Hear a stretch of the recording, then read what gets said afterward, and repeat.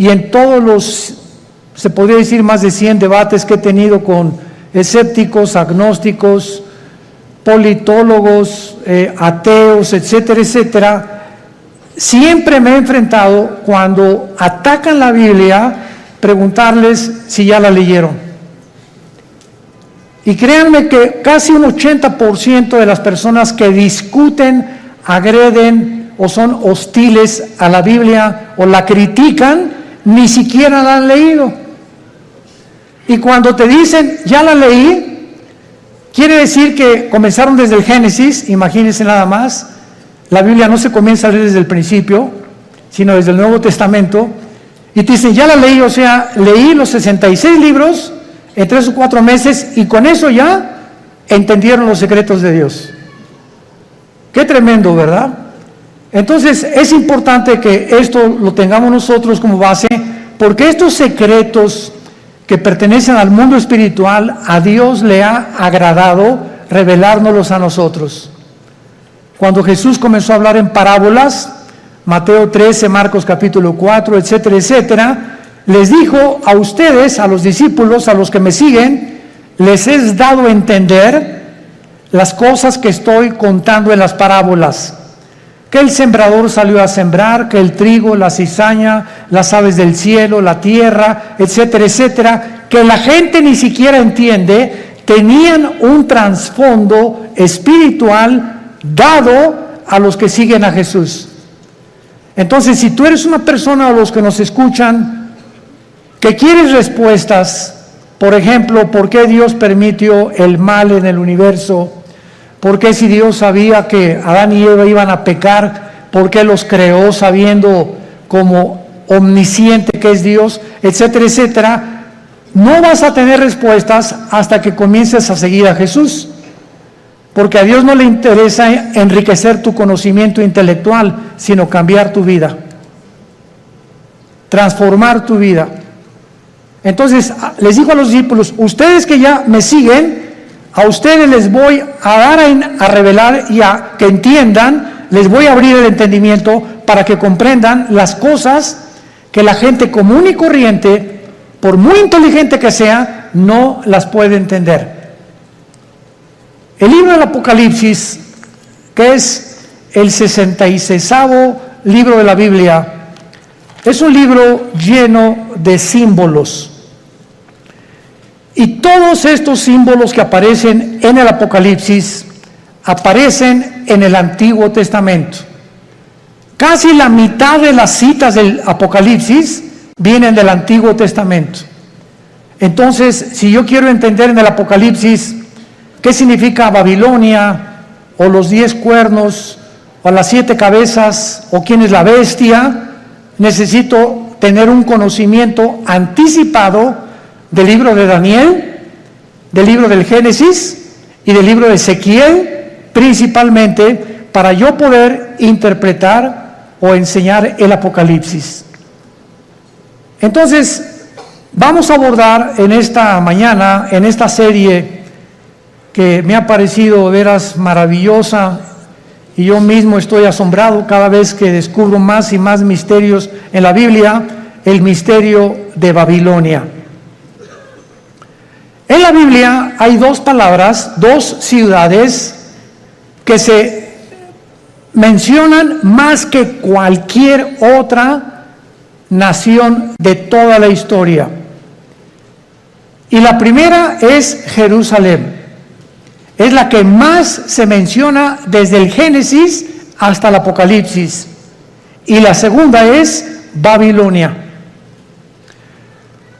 Cuando la Biblia termina en el Apocalipsis mencionando a Babilonia, a una ramera que vamos a ver ahorita, por eso se le llama un misterio, porque es la madre de las rameras y de las abominaciones de la tierra, tenemos que entender que en el Antiguo Testamento fue en la tierra de Babilonia donde comenzó la brujería, la astrología, el ocultismo, las ciencias ocultas y todo aquello que pertenece a la dimensión satánica, tuvo su origen en Babilonia.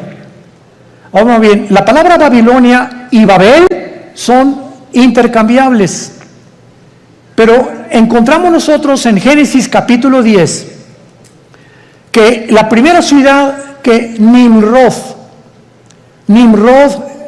se le menciona en Génesis 10 del 8 al 10 como un cazador delante de Jehová. Pero esa palabra delante de Jehová significa en contra de Dios en el original hebreo.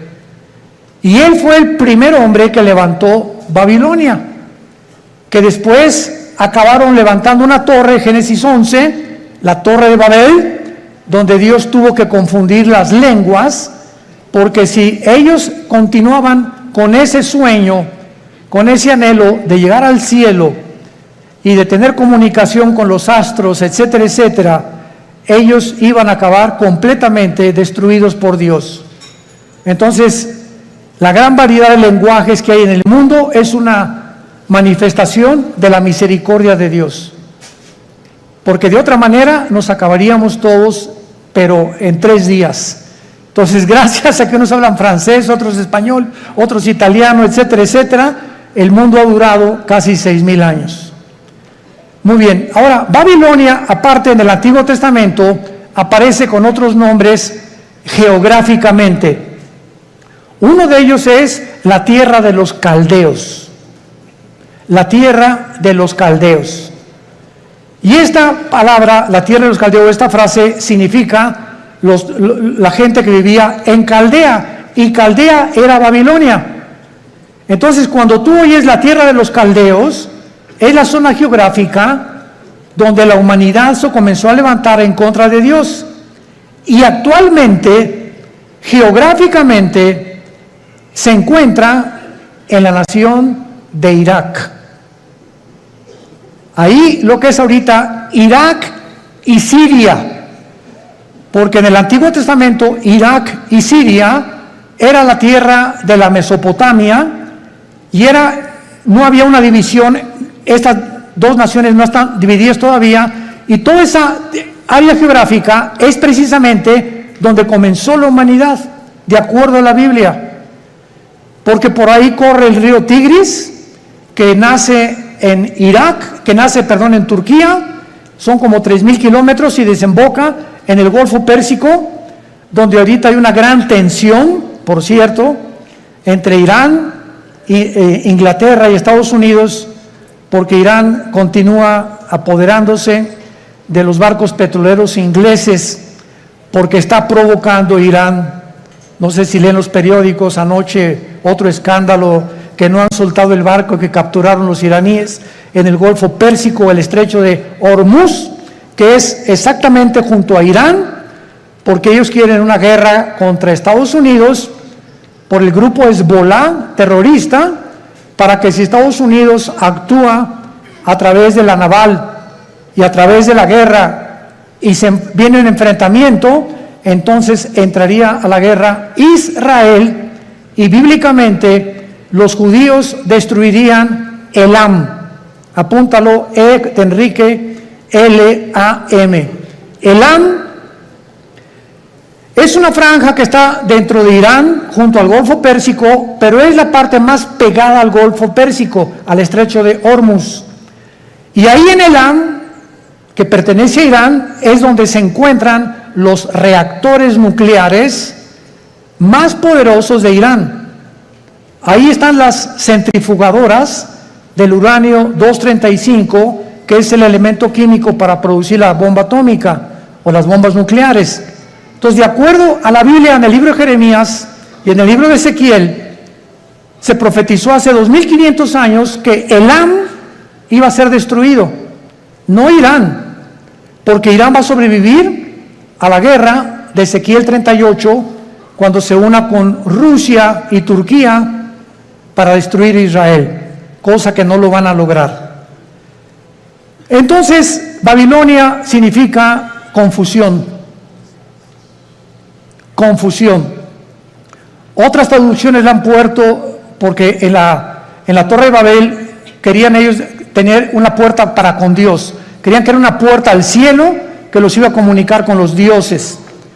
Pero la palabra Babel es básicamente la palabra confusión.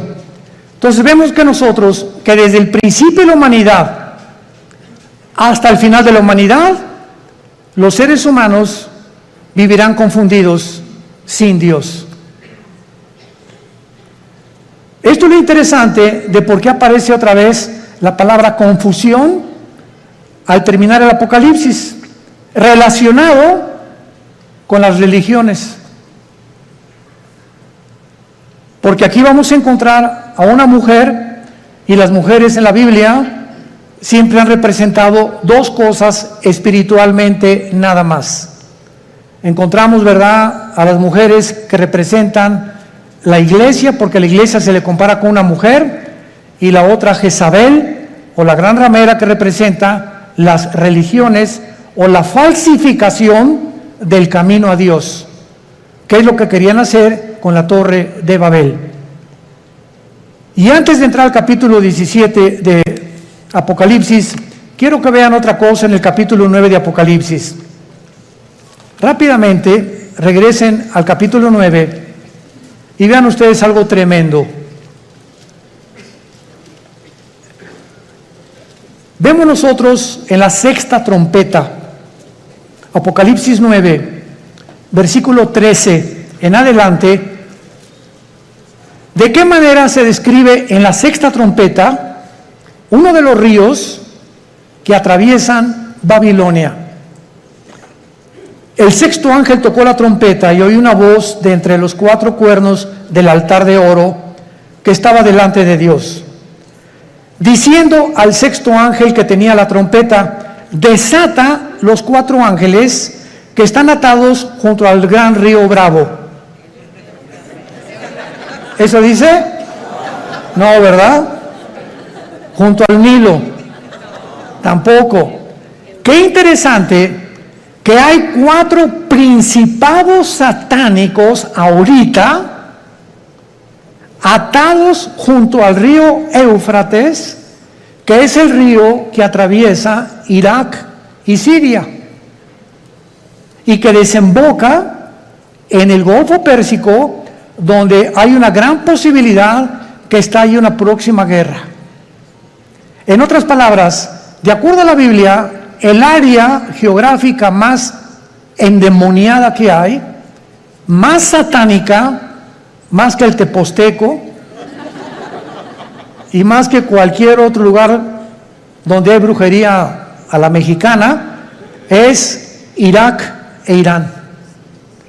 Ahí están cuatro principados atados, y dice la Biblia, y fueron desatados, versículo 15, los cuatro ángeles que estaban preparados para la hora, el día, el mes y el año, a fin de matar a la tercera parte de los ángeles.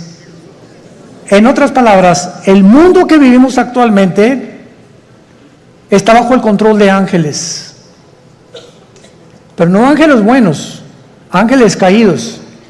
Y la Biblia nos corre las cortinas y nos muestra que en esta época que estamos viviendo, que ya se va a acabar, vamos a entrar a donde ya los ángeles caídos serán completamente derrotados, y entrará Cristo con la iglesia a gobernar el mundo por 1000 años, después la Nueva Jerusalén, después la eternidad. Pero dice Hebreos capítulo 2, Dios no sujetó el mundo venidero a los ángeles.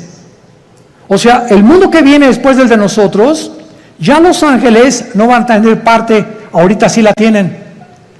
Y esto lo explica el capítulo 10 de Daniel, el capítulo 7 de Daniel, el capítulo 2 de Daniel, Ezequiel capítulo 28, Isaías capítulo 14, etcétera, etcétera, donde cada nación, Grecia, Egipto, los medos, los persas, los romanos, los babilonios, todos tenían ángeles que les decían a los gobernantes lo que tenían que hacer.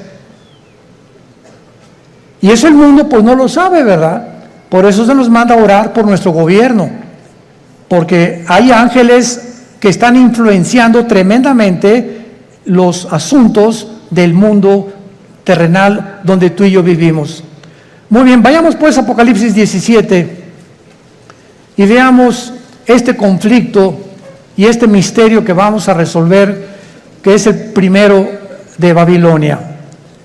Vino entonces uno de los 7 ángeles que tenían las 7 copas y habló conmigo diciéndome: ven acá, te mostraré la sentencia contra la gran ramera, la que está sentada sobre muchas aguas. Brínquense al versículo 18. ¿Quién es la ramera? Y la mujer que has visto es una ciudad. ¿Ven cómo la Biblia se interpreta a sí misma? No es de interpretación privada la Biblia. La misma Biblia se interpreta a sí misma. Y la mujer que has visto es la gran ciudad que reina sobre los de la tierra. O sea, antes de seguir abordando, la Biblia profetiza en este capítulo que vendrá una ciudad que se va a levantar en el mundo religiosa. Y que esta ciudad religiosa está mezclada con la política. Y que al mismo tiempo esta ciudad va a gobernar la política durante 3 años y medio, y la política que va a reiniciarse con el anticristo va a matar a la mujer, o sea, va a incendiar esta ciudad, y entonces los últimos 3 años y medio de la gran tribulación vendrá la persecución del anticristo. Entonces, los primeros 3 años de la tribulación, la persecución es religiosa. Y los últimos 3 años es política. Y esto es interesantísimo, porque la unión de la religión con la política ha sido durante toda la historia. Un ejemplo, para que no se empachen. ¿Cuáles son los 2 poderes que mataron a Cristo? Los 2 espíritus que mataron a Cristo. El espíritu religioso, no fue el espíritu comunista, ni socialista, ni el espíritu ateo, fue el espíritu religioso y el espíritu político. Cuando salió Pilato ante el pueblo, le gritaron los líderes religiosos: crucifícale. El poder religioso, representado por los fariseos, influyó en el poder político de Pilato. Él representaba como procurador, y Pilato se lavó las manos y dijo: es que yo no encuentro ningún mal en este hombre. Y entonces ellos comenzaron a gritarle: crucifícale, crucifícale y entréganos a Barrabás.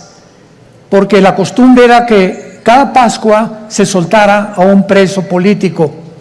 Entonces, vemos nosotros cómo el poder político cede a la presión del poder religioso, y entre los 2 se encargan de matar al Mesías del mundo.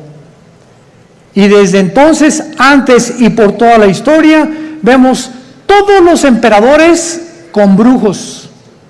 Siempre los emperadores y los presidentes y los gobernadores siempre han tenido personas del mundo del ocultismo. Dichosos los que se han salvado y han tenido cristianos de consejeros, pero siempre han estado consultando a los brujos, a los astrólogos, a los ocultistas. Los invitan a sesiones espiritistas para que invoquen espíritus, pero la unión entre el mundo religioso del oculto, lo vamos a descubrir. El mundo religioso pertenece al ocultismo. Se van a sorprender de muchas cosas. Y por eso es tan satánico, porque es el que controla el gobierno político. Y así ha sido durante toda la historia. Y cuando el anticristo, antes de que él pueda tomar el poder del mundo, va a necesitar, Apocalipsis 13, al falso profeta. ¿Quién es el falso profeta? Va a ser un líder religioso que va a unir a todas las religiones del mundo en una sola.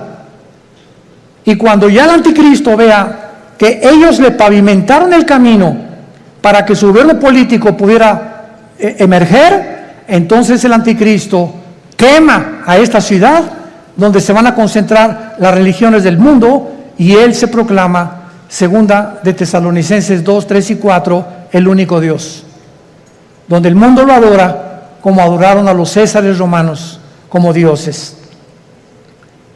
te mostraré la sentencia contra la gran ramera. O sea, aquí hay un juicio contra una ciudad. Es lo primero que acabamos de despejar esta incógnita. Esta ramera representa a una ciudad que está sentada sobre muchas aguas. Las muchas aguas en la Biblia son las naciones, como lo interpretó el versículo 18.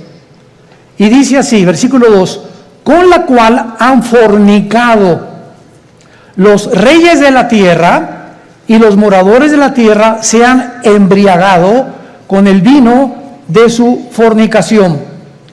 Este ángel viene para enseñarle a Juan un juicio, una sentencia que viene decretada del tribunal cósmico de Dios. Quiero que sepas que voy a juzgar a este sistema religioso. Y es muy importante que a esta ciudad se le da el nombre de ramera. Vamos a explicar esto. La palabra prostitución en la Biblia es una palabra que puede tener un uso apropiado cuando algo lo apropias de la manera correcta, o un uso inapropiado. Cuando el sexo se vende, o cuando alguien entrega su cuerpo a cambio de algo, se llama prostituirse. Entonces, cualquier persona que tenga relaciones sexuales porque va a recibir ya sea dinero o una mejor posición, o porque el jefe de tu trabajo te invitó a Acapulco porque te va a hacer su secretaria particular con el doble de sueldo, tú te estás prostituyendo. Pero no solamente en ese aspecto se puede usar la palabra prostituirse, también se puede usar en el ministerio cristiano. Cuando, por ejemplo, un pastor sabe que un miembro de su iglesia vive en adulterio, y viene la esposa y nos dice, mi esposo vive en adulterio, pero resulta que don Pancho, el que vive en adulterio, el gordito rabo verde sinvergüenza, fue el que puso el techo de la iglesia, y es el que más diezmos está dando. Entonces, si un pastor, por saber que don Pancho es el que más económicamente está ayudando a la iglesia, y ese pastor no disciplina a don Pancho, ese pastor es un prostituto. Ha prostituido su ministerio, se vendió. ¿Me van siguiendo? Siempre que tú cedes a tus convicciones por dinero o por un interés, te estás vendiendo. En la Biblia es la palabra fornicar. Por eso más adelante dice que esta ciudad ha fornicado, ha tenido relaciones ilícitas con los gobiernos. Y la iglesia no tiene que haber separación entre iglesia y el Estado. La separación gubernamental y políticamente entre la iglesia y el Estado es beneficiosa, es saludable, porque ningún Estado, ningún gobierno puede imponer. Hagan de cuenta que en México surge un presidente cristiano, este presidente de ninguna manera debería atreverse a imponer el cristianismo en la República Mexicana, porque se coartaría la libertad, porque todos somos libres de manifestar las creencias en las cuales nosotros creemos. Pero cuando ya se impone una religión a través de la muerte o de la Inquisición o de la tortura con el beneficio de la iglesia, es cuando vemos que ese sistema se ha prostituido. Se ha prostituido, porque a la iglesia no le corresponde juzgar a los malos, eso le pertenece al Estado. El Estado usa el Estado de Derecho para castigar a los malos, silla eléctrica o pena capital o pena perpetua, lo que sea. La iglesia tiene la función de predicar el Evangelio para que el corazón del ser humano sea transformado. La justicia la aplica el Estado, no la iglesia. Para que me vayan siguiendo con mucho cuidado. Esto es muy importante, porque el otro día escuché una conferencia de un grande teólogo que me sorprendió con lo que dijo, y me dice, de todos los países a los que yo he visitado en Latinoamérica, el más inculto y el que más ignorante es de todo lo que está pasando, México lindo y querido. Sentí algo bien feo aquí adentro de mí. Se considera el país más ignorante y más inculto de todo lo que está pasando políticamente, religiosamente, etc. Como que si al mexicano no le importa más que el Calimán y las telenovelas y el América, desde luego. Además vive el América.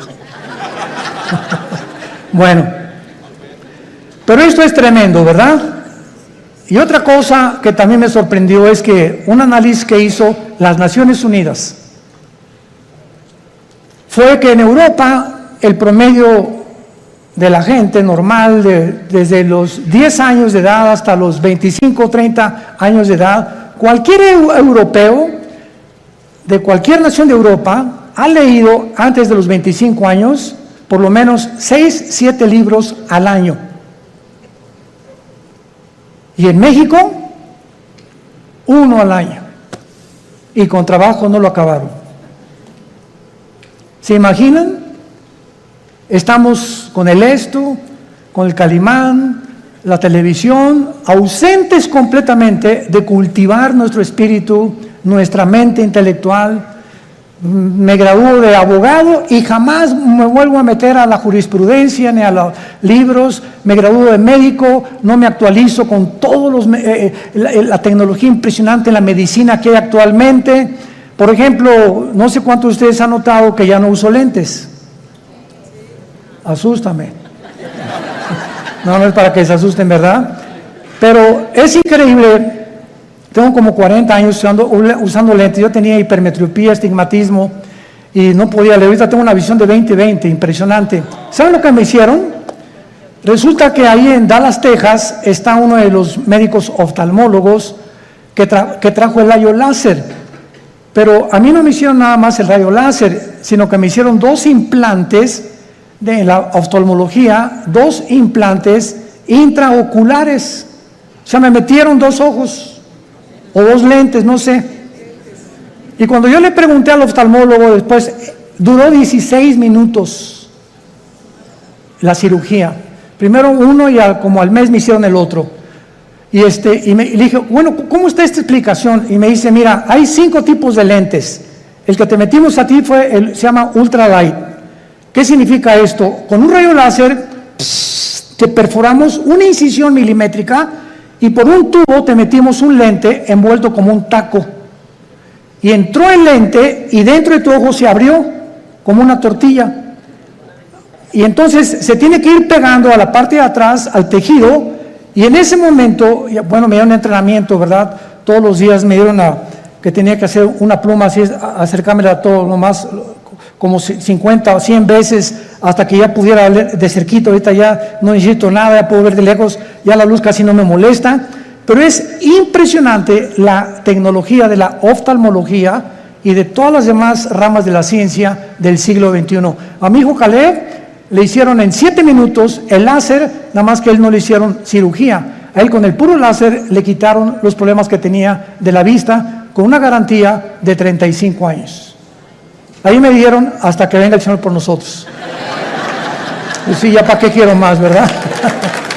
Bueno, pero este es el mundo que estamos viviendo, ¿no? Entonces, están pasando muchas cosas en el mundo y tenemos que estar actualizados, tenemos que estar leyendo revistas, actualizándonos, ¿verdad? Las noticias para saber y enterarnos cómo está la cosa, y tenemos que tener hambre, pero más que nada, hambre de la Biblia. Muy bien. Entonces, la prostitución en este pasaje, la ramera, representa, si lo quieres apuntar, la prostitución de la religión. Cuando la religión se vende, cuando la religión ofrece, dame dinero y tu hijo va a ser sanado, dame dinero y la maldición se irá de tu casa, o manda dinero y vas a recibir a cambio algo. Esta religión está negociando la salud y se está prostituyendo. Porque la Biblia dice que Dios ama al dador alegre, no por necesidad, ni por coerción, ni por amenaza, ni porque si no mandas, la maldición de Tutankamón caerá sobre tu casa. Ahí es cuando vemos la prostitución de la religión. Hace poco acaban de capturar a un hombre, ¿verdad?, en Estados Unidos, líder de una secta que se llamó La Luz del Mundo en México, que no se imaginan ustedes, ¿verdad?, no son millonarios, son multimillonarios. Y lo más asombroso es que el 70% de las gentes que van a estos millones de personas que pertenecen y el dinero que tienen, son gente humilde, son gente de pobres, o sea, de la clase indígena y de casi, como decía Cantinflas, desleídos y deslustrados. No son muchos profesionistas, ni mucho menos. Y estas personas, ¿verdad?, tenían comandos armados. Cuando ese hombre viajaba con guardaespaldas, con ametralladoras, etcétera, etcétera, y llegó a convencer a la gente de que él era Dios. Y cuando él entraba a la iglesia había un trono literal, donde él se sentaba con muchachas junto y muchachas por acá a los lados, y entraba y lo comenzaban a adorar como Dios.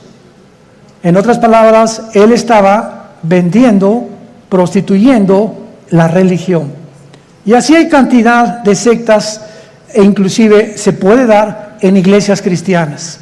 Cuando los líderes, vuelvo a repetir, por causa del dinero o por conveniencia del dinero, se venden y sus convicciones las crucifican para poder obtener lo que ellos están ofreciendo mediante milagros. Este es el problema de las religiones que se prostituyen. Muy bien. Y esto es lo que sucede en Apocalipsis 17, como lo vamos a ir viendo, una ciudad prostituta que ha fornicado, dice el versículo 2, con los moradores de la tierra. Y más o menos ustedes ya pueden irse dando cuenta de quién estamos hablando.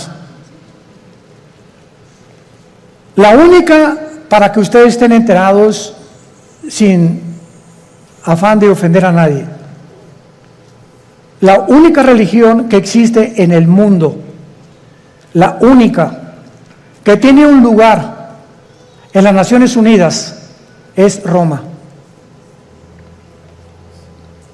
La única religión que durante 18 siglos en Europa no permitía que los reyes se casaran más que con los que ellos autorizaban. La única religión que exigió que si no te convertías a Roma durante 350 años, nombró un papa a Torquemada, un hombre español, con la Inquisición, donde los abrían los cuerpos, les quitaban el pelo, los rapaban, pero con todo y la piel, les sacaban los ojos, los sentaban en estacas, los quemaban vivos, a judíos y a cristianos, porque no aceptaron que Roma es la única religión que salva.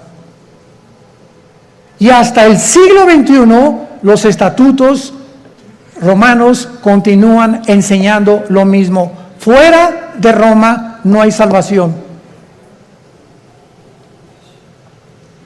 Esto es impresionante.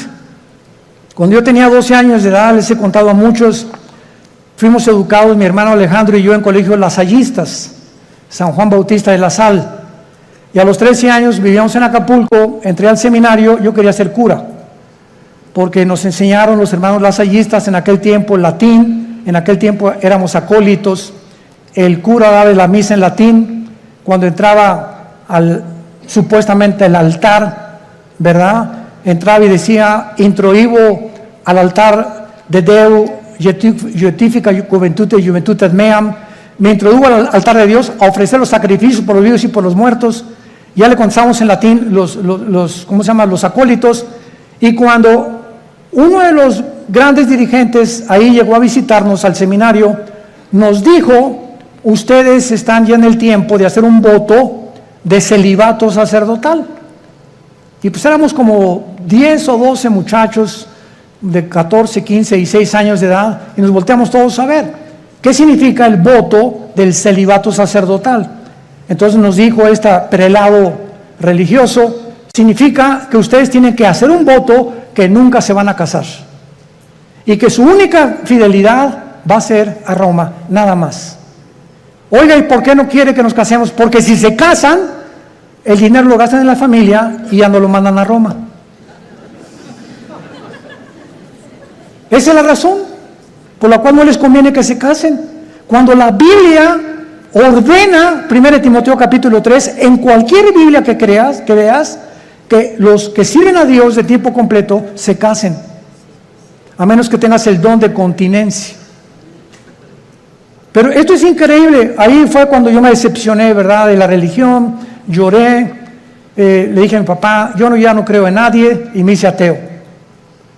A los 17 años ingresé al Partido Comunista, me uní a la dialéctica materialista, a estudiar el Capital de Marx, de Engels y de todos los grandes líderes, Lenin, que la llevó a la práctica en la revolución bolchevique, etcétera, etcétera, hasta que cuando me convertí, yo estaba a punto ya de casi quitarme la vida, de la depresión a la que yo había llegado, de la decepción y de todo, que ya nadie me convencía, cuando mi hermano Alejandro me presenta a Jesús como el camino, la verdad y la vida.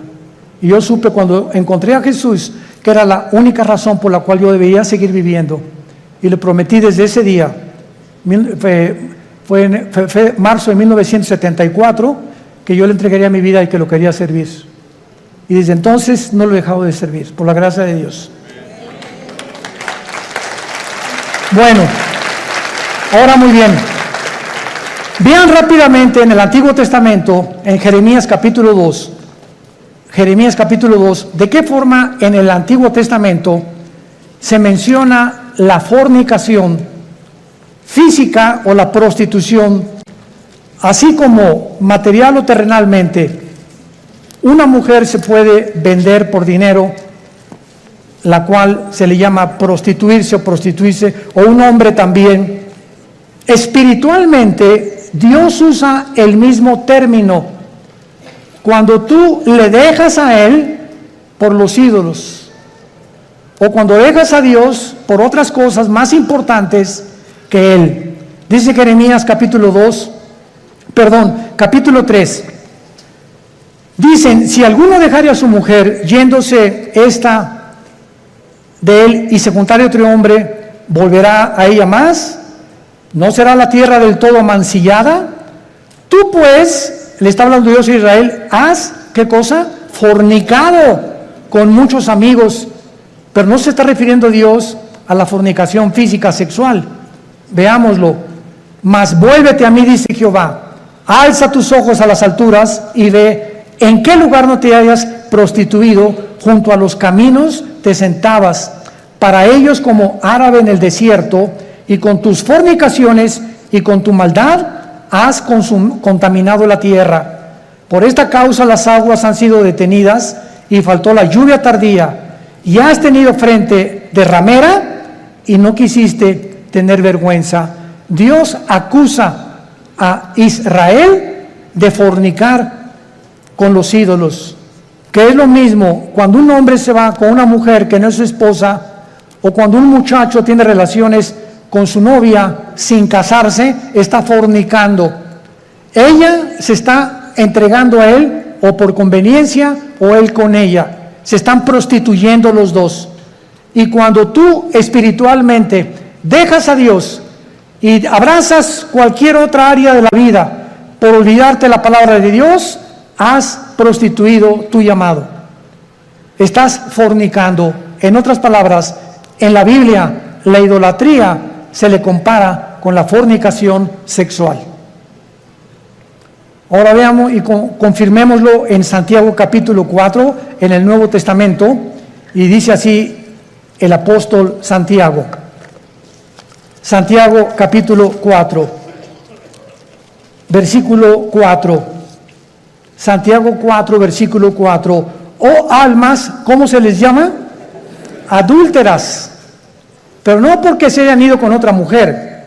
¿No sabéis que la amistad del mundo es enemistad contra Dios? Cualquiera que se quiera ser amigo del mundo se constituye enemigo de Dios. ¿O pensáis que la Escritura dice en vano, el Espíritu que le ha hecho morar en nosotros nos anhela celosamente? Vemos ya que también en el Nuevo Testamento la fornicación puede ser espiritual o puede ser de carácter sexual. Vayamos otra vez a Apocalipsis, nuestro pasaje, y ya vamos despejando muchas incógnitas que estaban ocultas ante nuestros ojos, por lo cual Dios le llama a esta ciudad, versículo 2, has fornicado con los reyes de la tierra. Roma tuvo relaciones ilícitas con los políticos. Cuando Constantino en el año 325 después de Cristo, apúntalo, fue el último emperador romano, fueron los emperadores los que le hablaron a una persona para darle el título de pontífice. Fue el primer título que se le dio a un dirigente en Roma. La palabra pontífice significa constructor de puentes en el latín. Constructor de puentes, o sea, vamos a nombrar a una persona, síganme con cuidado, que tenga relación con Dios y que nosotros a través de esa persona podamos comunicarnos con Dios. Cuando 350 años antes, la Biblia dice, porque no hay más que un solo mediador, Hechos 4:12, entre Dios y los hombres, Jesucristo hombre. Entonces, Roma toma el lugar de Jesús y dicen que ellos a través actualmente de cualquier cura o cualquier padre te tienes que ir a confesar. Él te da una penitencia de, no sé, 30, 40 veces Marías o lo que tú quieras decir, y en ese momento tus pecados son perdonados. ¿Qué dice la Biblia? Que no tenemos ya a nadie desde Cristo en nuestros días a quien contarle nuestros pecados más que a Jesucristo hombre. Primera de Juan 1, 8 y 9. Si confesamos nuestros pecados, Él es fiel y justo para perdonarnos y limpiarnos de toda maldad. ¿Se dan cuenta cómo cuando comenzamos a estudiar se nos comienzan a caer las vendas? Pero cuando el mexicano o el latinoamericano no quiere estudiar y no quiere leer, te puedes quedar 20, 30 años y te encierras en una cárcel de religión. No, yo estoy bien, y ahí tienes enfrente la luz y te niegas a verla. Porque puede más tu orgullo religioso que la verdad.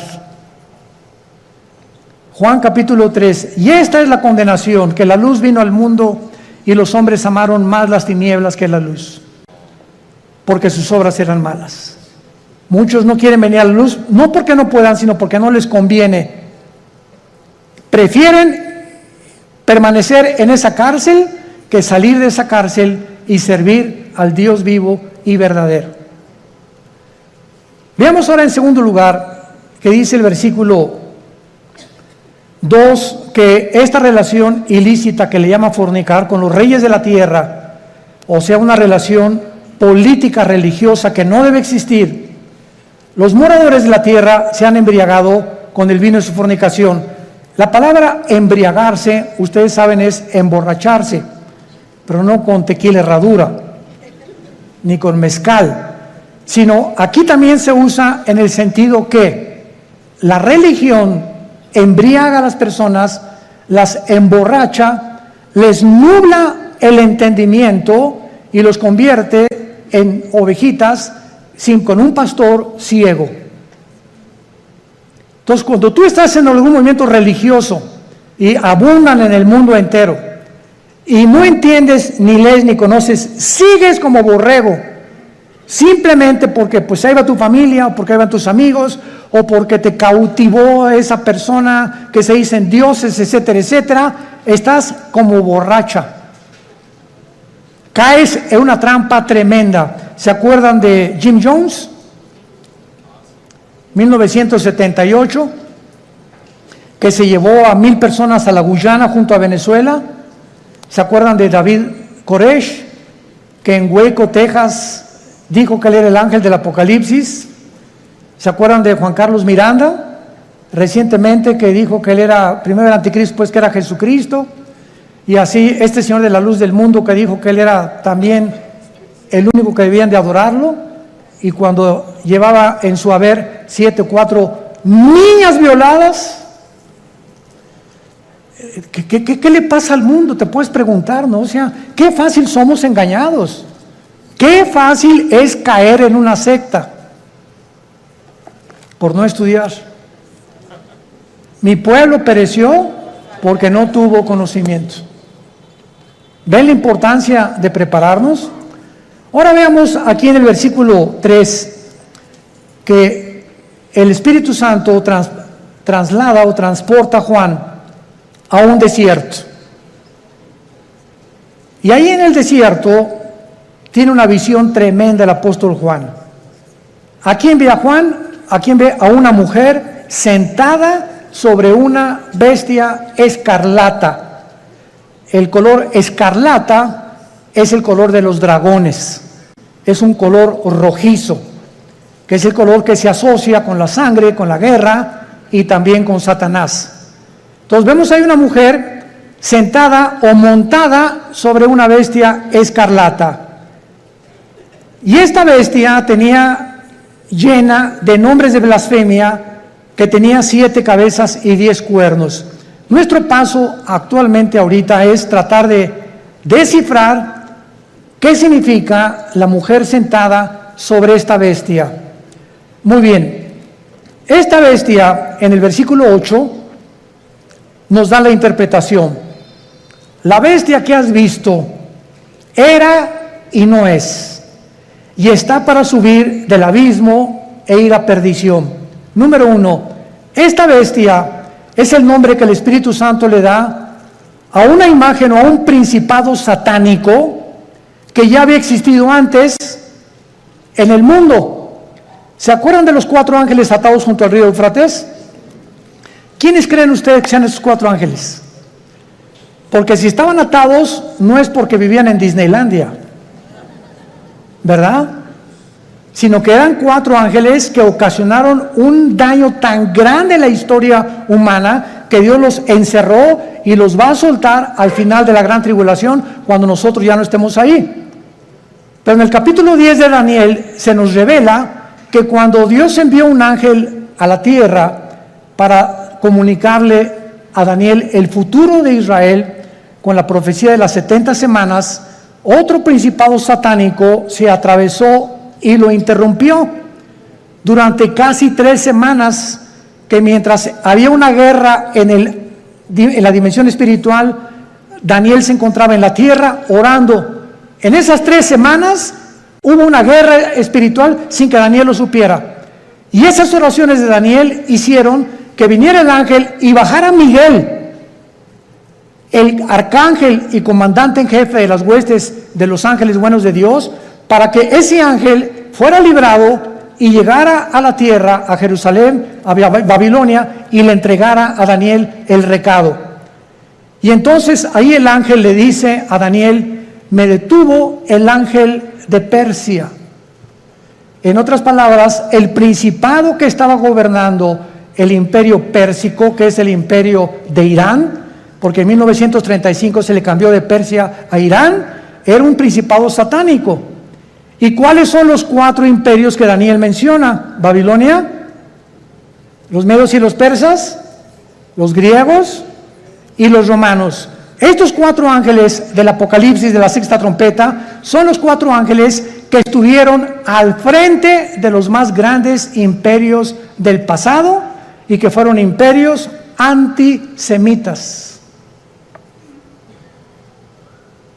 Y van a volver otra vez a resurgir. Pero aquí hay un ángel que está en el abismo. ¿Qué es el abismo?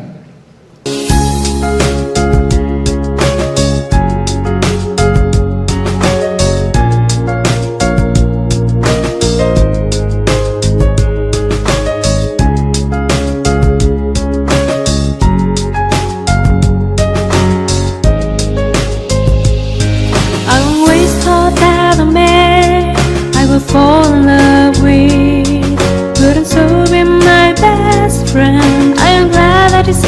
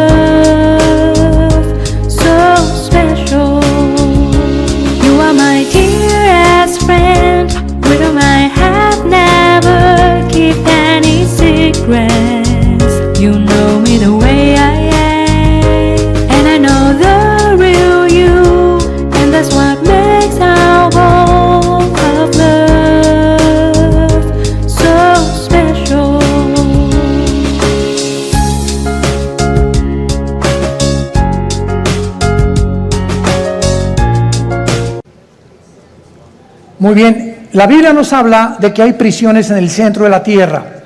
Una es el infierno. ¿Quién está en el infierno? ¿Tu comadre? ¿Tu tía? ¿Tu tío? No sabemos, ¿verdad? El infierno es el lugar de los espíritus humanos, nada más, desde Adán hasta nuestros días, que bajan al centro de la tierra. Todos los que murieron sin Cristo o rechazaron la salvación se encuentran en el infierno. En el infierno no hay demonios.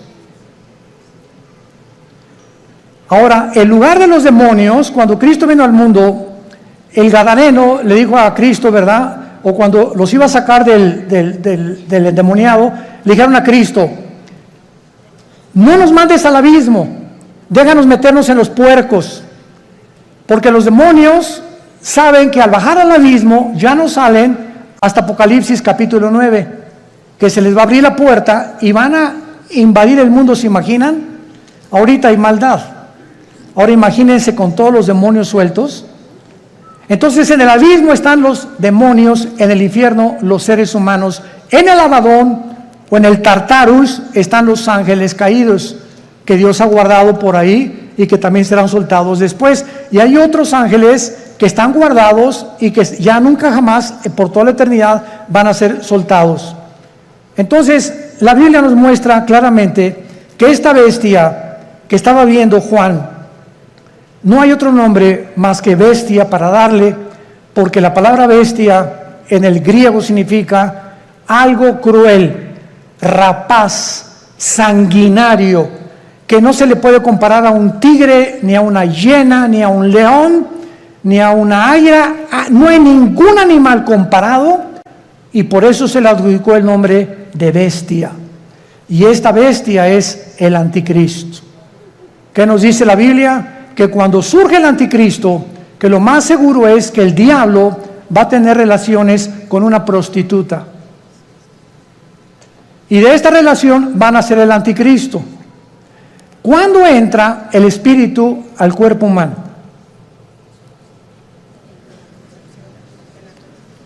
Cuando mi papá se juntó con mi mamá, el cromosoma Y de mi papá se juntó con el óvulo de mi mamá, doble X, se formó una célula de 46 cromosomas que le llaman el cigoto o el cigote, ¿verdad? Y después ahí es el feto y ahí se va formando ¿cómo se llama? La criatura. La pregunta es la siguiente: ¿cuándo entra el alma humana o el espíritu al cuerpo humano?